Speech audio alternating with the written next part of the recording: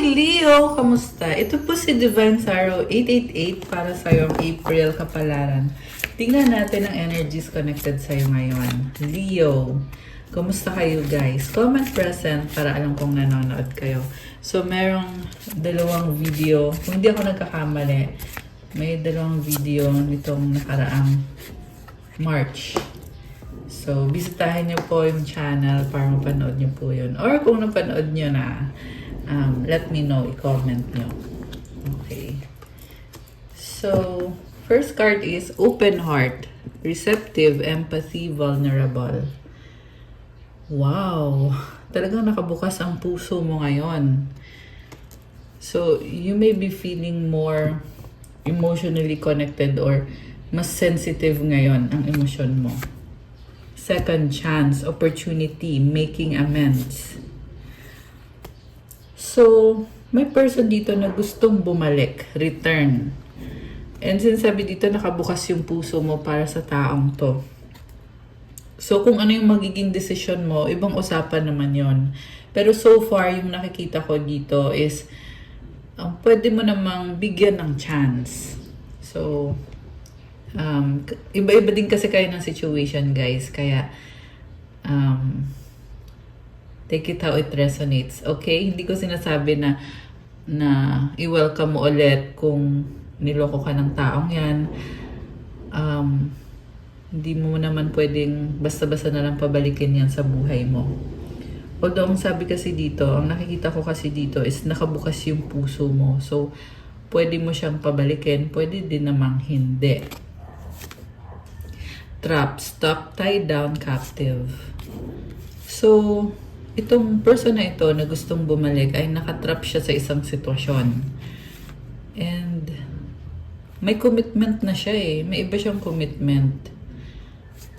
Okay. Meron din dito guys na babalik siya kasi committed siya sa'yo. Memories. Reminiscing, dwelling, bittersweet.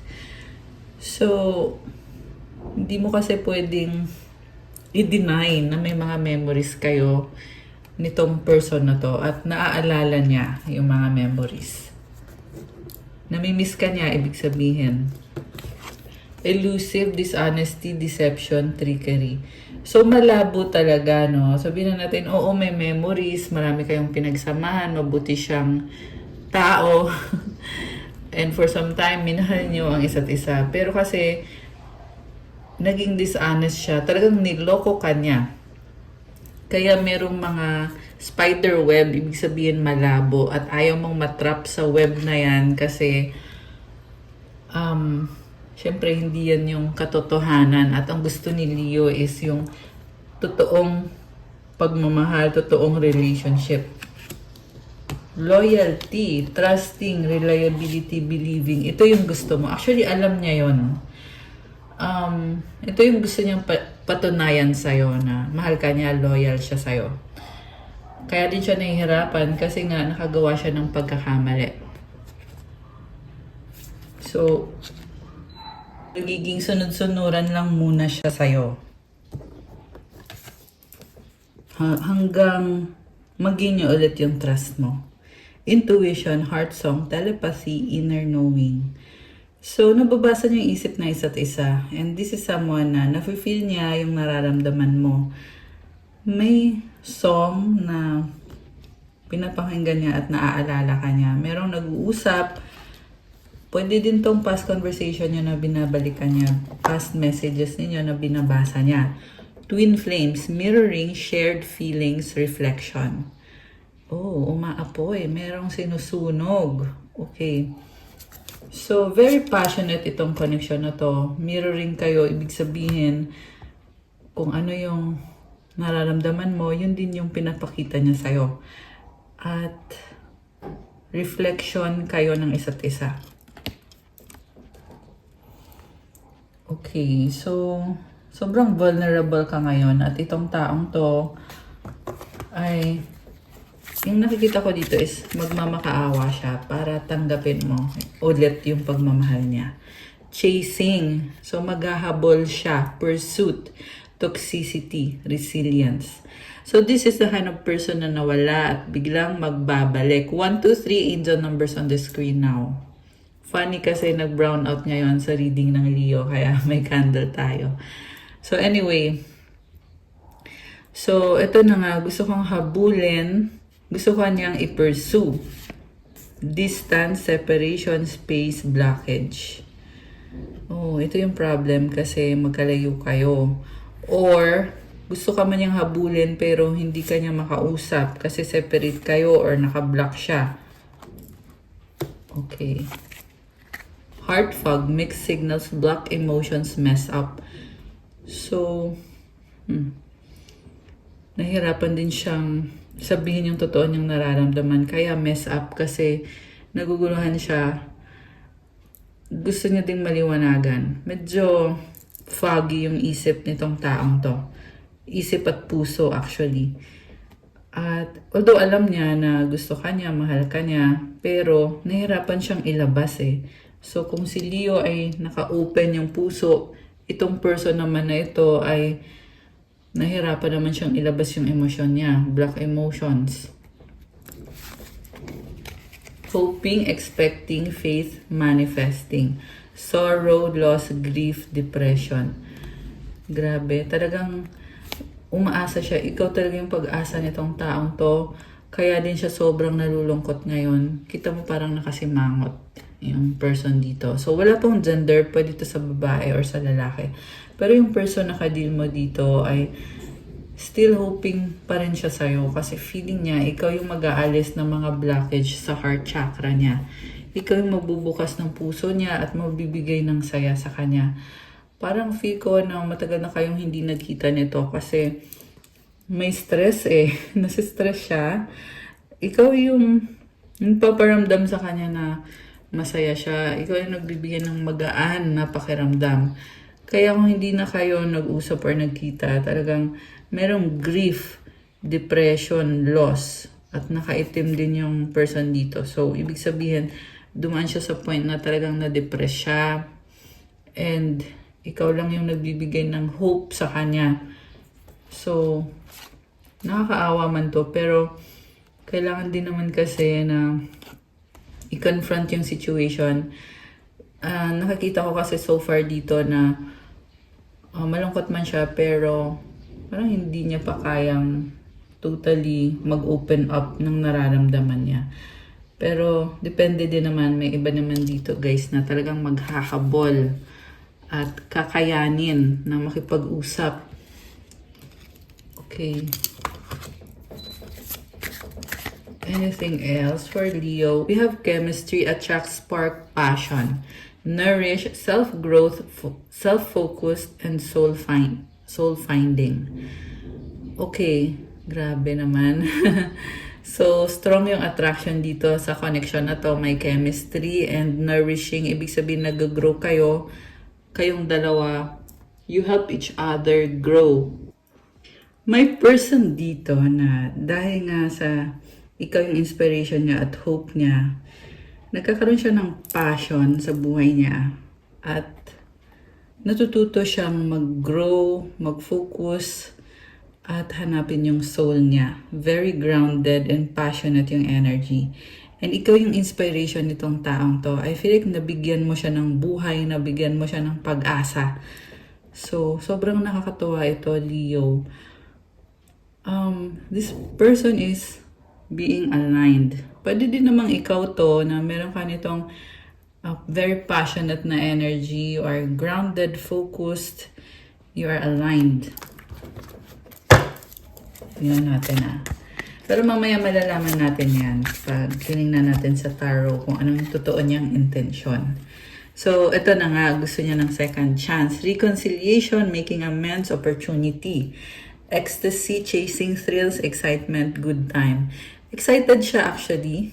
And meron din dito na talagang umaasa na alam mo yung kind of person na very optimistic in a sense kasi hindi na niya iniisip yung nakaraan eh. Yung iniisip lang niya is yung opportunity na meron ngayon para makipag-usap sa'yo. Kasi alam niya na magkakaroon ng good time kayong dalawa. At malaking bagay yung opportunity para sa kanya. Mukhang addicted siya sa'yo. Okay, may ecstasy eh. Or This is someone na sobrang tuwa. Kasi nga, nanggaling siya dun sa depression na energy. So, ito naman ngayon yung nagbibigay sa kanya ng inspiration naman. Although, nakikita ko din sa kanya na there is alignment. Ibig sabihin, nagkaroon na to ng healing. May mga realizations na siya about sa mga nangyayari, mga pagkakamaling nagawa niya sa past. Oh, wow. Look at this wedding. So, hindi naman ibig sabihin nito ay talagang ikakasal kayo. It's just an energy na kumbaga committed siya sa'yo. Marriage, promises, fidelity. So, ito yung gusto niyang i-pursue na klase ng relationship or at least tinatry niya na magkaroon ng fidelity or yung pagiging faithful ninyo sa isa't isa. So, gusto niya ng commitment. Ayaw na niya mapunta ka sa iba kasi sincere naman siya sa nararamdaman niya sa'yo. Mukhang magpa-promise to sa'yo. Okay? Or at least yun yung gusto niyang mangyari. At ito na, it's on the horizon. Beginnings, try again, new direction, start over. So, nagbo-blossom na to. So, let me know guys kung kayo ba to. Yeah, well, syempre, kailangan pa rin alagaan yung isang relationship. Hindi porket nagkaroon na ng new beginning ay wala ng problema, di ba? Kailangan mag-focus kung talagang gusto nyo na maging permanent or maging forever or maging long-lasting at healthy yung relationship nyo. New direction and start over. Okay. Bagong direction. So, patungo na to sa magandang future. Kaya siya excited. Intimacy, bonding, sensual, confiding. Oh, okay. May pag-uusap and possibilities, free-spirited adventure risk. Ito, very romantic yung nakikita ko. At maraming possibility. Okay. Sino naman to? Bitterness, resentment, anger, hurtful words, breaking point, limit, final straw, overwhelmed. Merong galit dito. Okay, hindi maganda yung energy. Tingnan natin. Ano bang nangyayari? Foundation, establish, family, security. Okay, mukhang kapamilya mo to. Merong conflict or merong galit. Okay, pero when it comes to this person, sidetrack, change, delays. So, ayun na nga eh. Andun talaga yung opportunity. Kaso ang tanong, may gagawin ba itong taong to? Kasi andito din yung mga distraction. Ayan oh, distracted. Longing, craving, aching, wanting. I see someone na marami siyang plano pero hindi siya makakilos. Okay? Kaya siya, longing siya sa'yo. Lalo siyang nahihirapan kasi wala naman din siyang ginagawa. Oh my gosh, karma, consequences, cause and effects, deaths. Divine masculine, young masculine energy. Rejection, abandon, dismissed, irrational fear. Okay, so itong person na to, takot na takot siyang harapin, ikaw, Leo.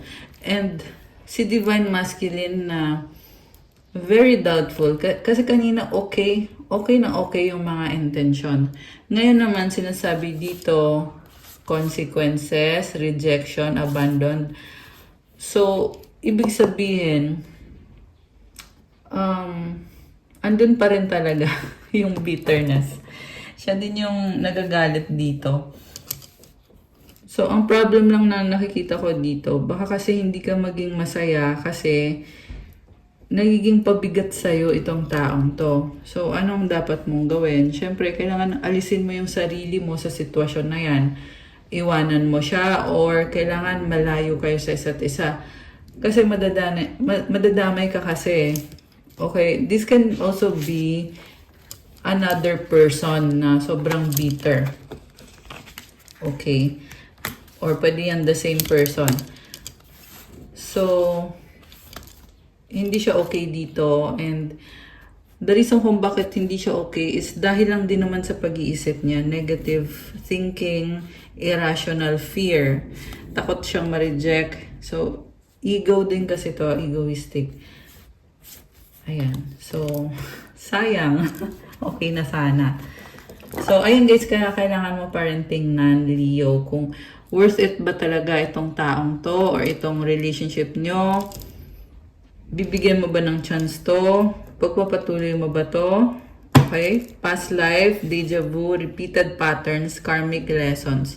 Ibig sabihin, paulit-ulit na lang to. May nakita ko dito na nagsasama kayo or dati na kayo nagsama at hindi naman nag-workout kasi paulit-ulit lang yung nangyayari. Kaya dumating ka na din sa point na kailangan mo na din magdesisyon para sa sarili mo kasi nga natuto ka naman ng lessons mo dahil sa sitwasyon na to.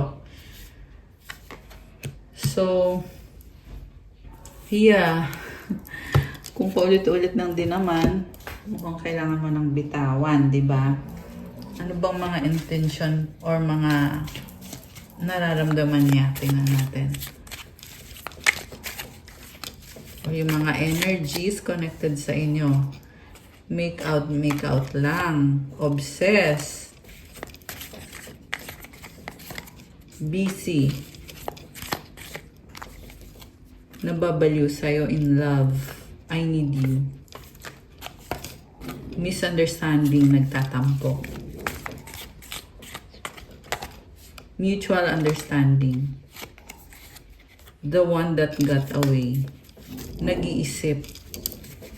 Okay, at least nag-iisip.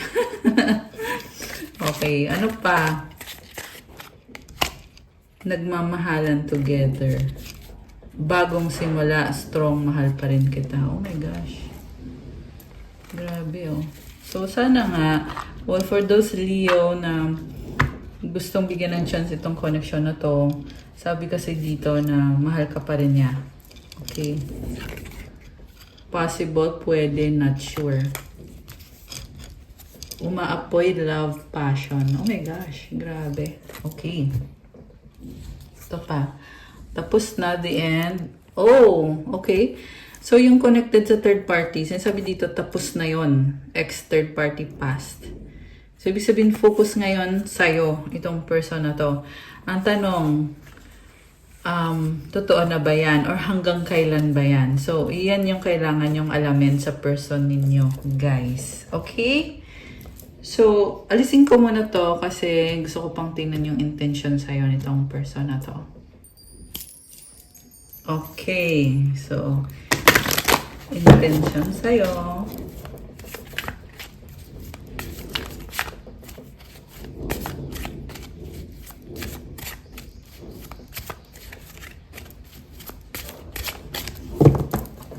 Alright, ito na.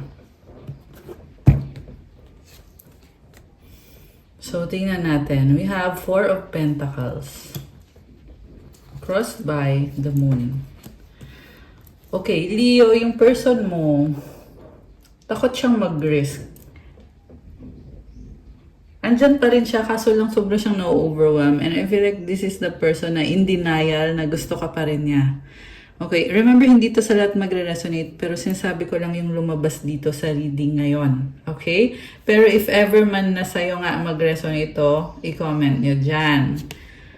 Seven of Swords. Hindi niya maamin sa sarili niya yung mga pagkakamali niya. King of Swords. Medyo manipulative tong person mo, no, Leo? Five of Rods. Conflict. Maraming taong involved.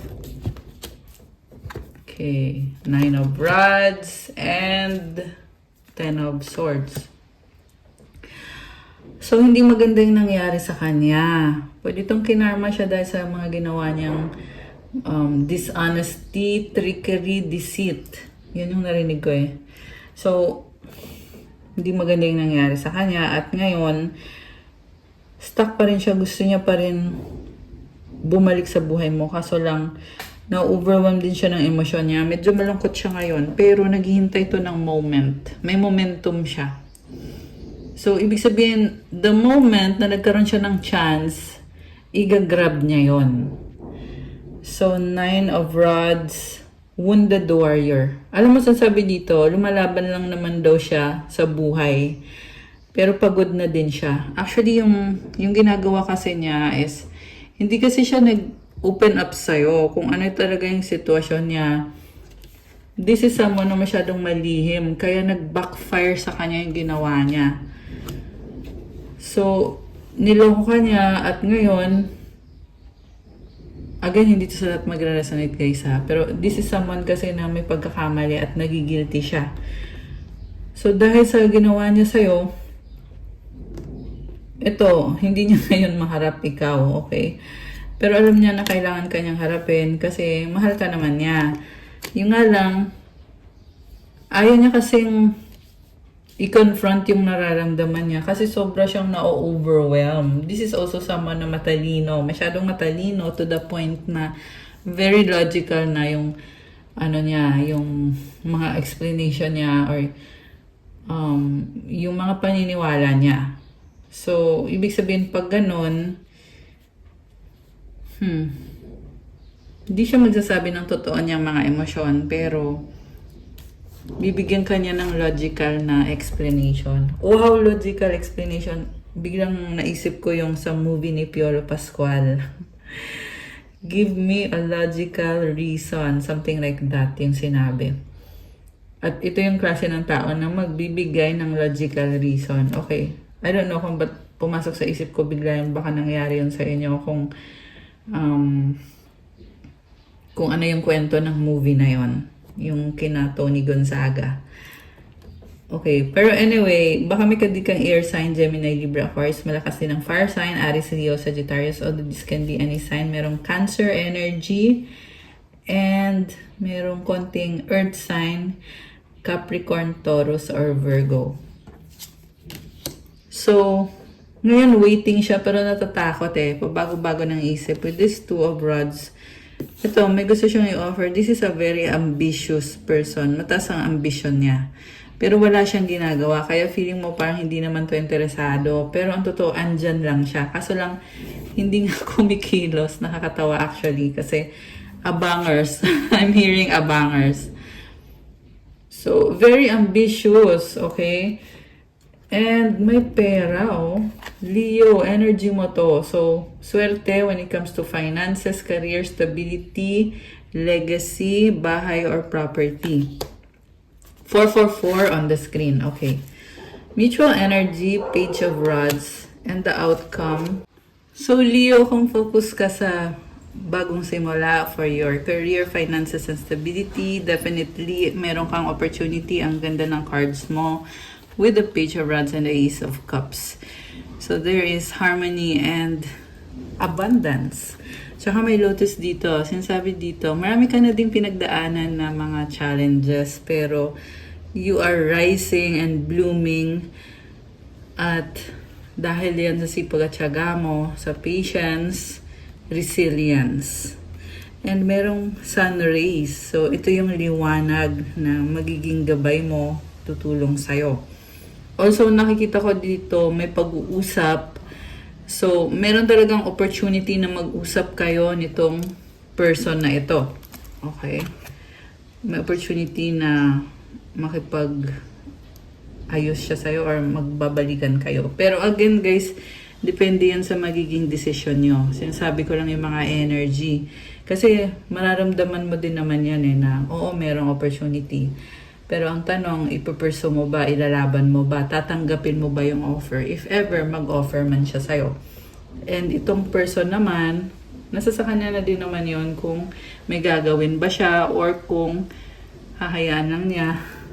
Kasi, ayaw niyang mag-risk Also, pwedeng ikaw to, nakita ko sobrang maingat kasi mas gusto mo mag-isa. And I feel like hindi ka nakikipag-usap sa ibang tao or nag-social media detox ka. Kasi mas inaalagaan mo yung emosyon mo, which is tama naman yon. Nagiging matalino ka lang, Leo. Kasi kailangan mo din namang bumawi sa sarili mo. Mahalin mo ang sarili mo. Okay, it's all about self-love para sa'yo. Kaya na-attract mo din yung mga blessings. Kasi priority mo na ngayon ang sarili mo. 8 of Pentacles, 2 of Pentacles, Temperance, and the 3 of Cups. So, busy ka And may mga tao dito pwede tong kaibigan, family, pero nagse-celebrate. Tututu on the screen, oh my gosh. Ayan.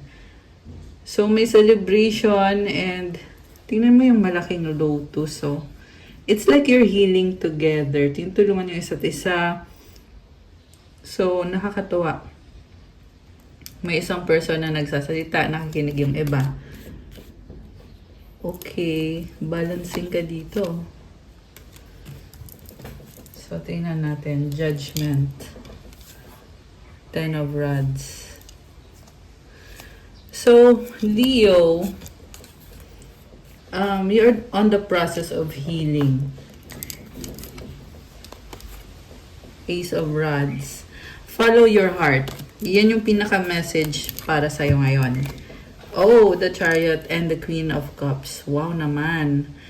So, baka meron ka din na water sign, Cancer, Pisces, or Scorpio, lalo na si Cancer. At magkakaroon kayo ng pag-uusap nitong person na to. Okay? Sobrang mapagmahal na tao. Pwede din namang the same person yung kadil mo. Sobrang kang mahal nitong taong to.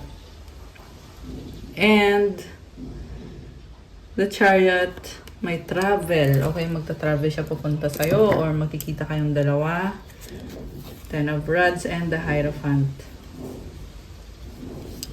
Queen of Swords. Okay, merong isang person dito, mataas ang posisyon niya, pero matapang matapang. Oh, marami kang kausap na mga tao ngayon, Leo. King of Rods.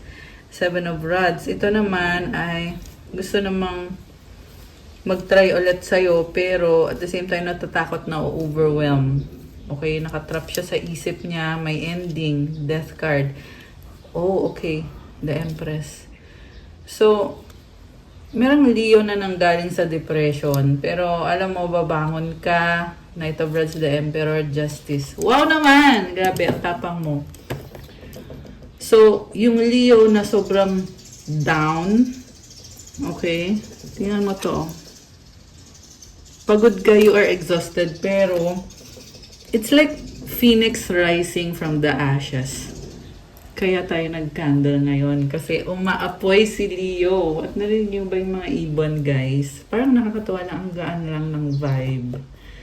So, Leo, hindi pa ito katapusan ng lahat para sa'yo. Surrender mo yung burden mo kay God. Ayan o, 10 of Swords. 10 of Rods, tsaka 10 of Swords. So, tapos na yung isang mahirap na cycle. Ngayon, you are on the way to greatness. Mas lalo kang lumakas ngayon dahil sa mga pinagdaanan mo. Yan ang dahilan kung bakit marami kang naging challenges.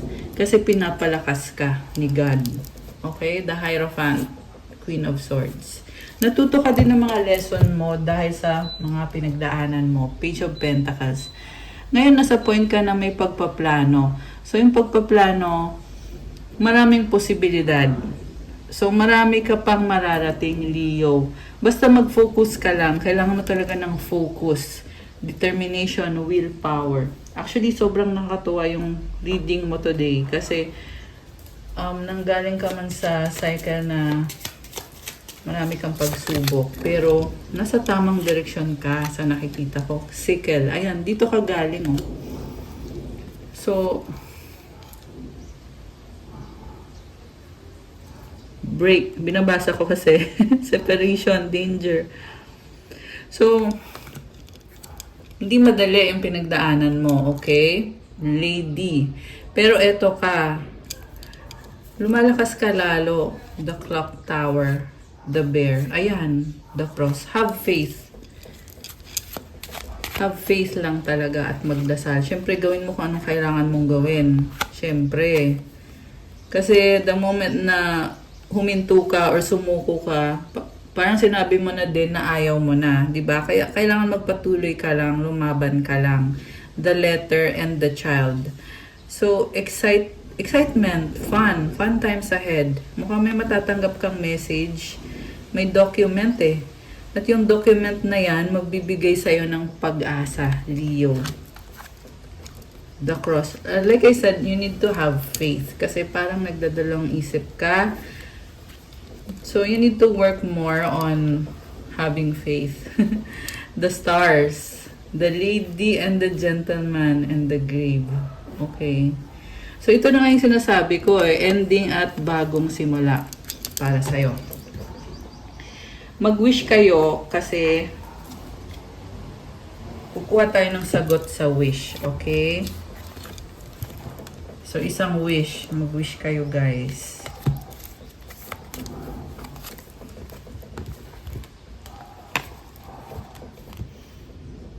At kukuha na din ako ng advice for Leo. Nga pala, palike po ng video, comment kayo kung bago lang ba kayo dito or kung matagal na ba kayong nanonood dito. Salamat sa mga Leo subscribers ko. Thank you so much. Sobra ko kayong mahal. At kung bago naman kayo, please do subscribe guys para mapanood nyo pa yung iba ko pang mga videos. To show your support na din. Ready na ba kayo? Nabuksan natin ang sagot sa wish nyo. Leo, comment ready. Okay. Ito na guys. Ang sagot sa wish mo ay... Ano ba? Oh, it's a no for now. Pero, perfect timing. Okay? Alam mo yung no niya, hindi yan ibig sabihin na wala na talaga. Kasi, perfect timing is here. And I feel like it's the time para baguhin ang buhay mo for the better. Like I said, nanggaling ka man sa mga pagsubok or malalaking challenges, pero babangon ka, Leo. Tingnan mo naman yung liwanag na yan, oh. Oh, you are aligned. Wow. Okay, so the advice is, it's up to you. So, sabi ko nga, di ba, ikaw yung kikilos, kailangan mo talagang kumilos, magpatuloy. Kasi hawak mo talaga kung anong magiging kapalaran mo. Kaya kailangan lumaban ka, Leo. It's up to you. So, decision mo yan if you will take action on your situation. Actually, pareho to sa love life at sa career mo. Although, more on career, syempre, kasi sa reading natin today, mas focus mo talaga yung career mo, tsaka yung well-being mo, yung emosyon mo. Ang sabi dito, it's up to you. Kaya i-claim mo na to. Okay? Kasi, syempre, alam naman natin na mas gugustuhin mo na ma-achieve talaga yung mga pangarap mo. Kaya i-claim mo na to. Kailangan mo pa ng konting push or konti pang effort. Pero you are on the right track na, Leo. Advice para sa'yo is body. Wow, bakit body naman yung advice? Wait, kuha ko ako kayo ulit ng isa pa. Kasi gusto ko yung advice na ano talaga. Message talaga. Ito. Spaciousness. What do I no longer need? Help me, God, to release whatever people, places, or things drain my vital essence. Show me what will fill me with enthusiasm and joy. So, may bagay na kailangan mong alisin sa sistema mo. Ipag-pray mo yan na maalis na yung mga bagay na yan para you will be back in your own power. Claim your power back and be happy again. Kasi yan yung pinaka-goal mo dito na maging masaya ulit. Ang ganda naman, ang cute ng colors. So, you need to create space, mag-declutter ka, let go mo yung mga physical na gamit na hindi na nakakatulong sa'yo. Kasi on the spiritual, ma-attract mo din yung mga blessings pag ikaw ay nag-declutter.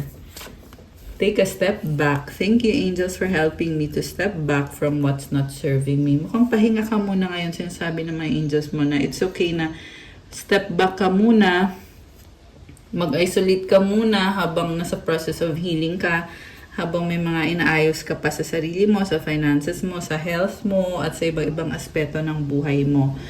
So, less is more, diba? Sometimes taking a step back is the answer that you need. Open your heart. So, this is the last card. Archangel Chamuel. I love it. Merong protection sa heart chakra. Thank you, Chamuel, for removing the barriers around my heart. Ayan, I love this. So, i-claim nyo na to. Siyempre, ipag-pray ninyo and have faith and keep moving forward.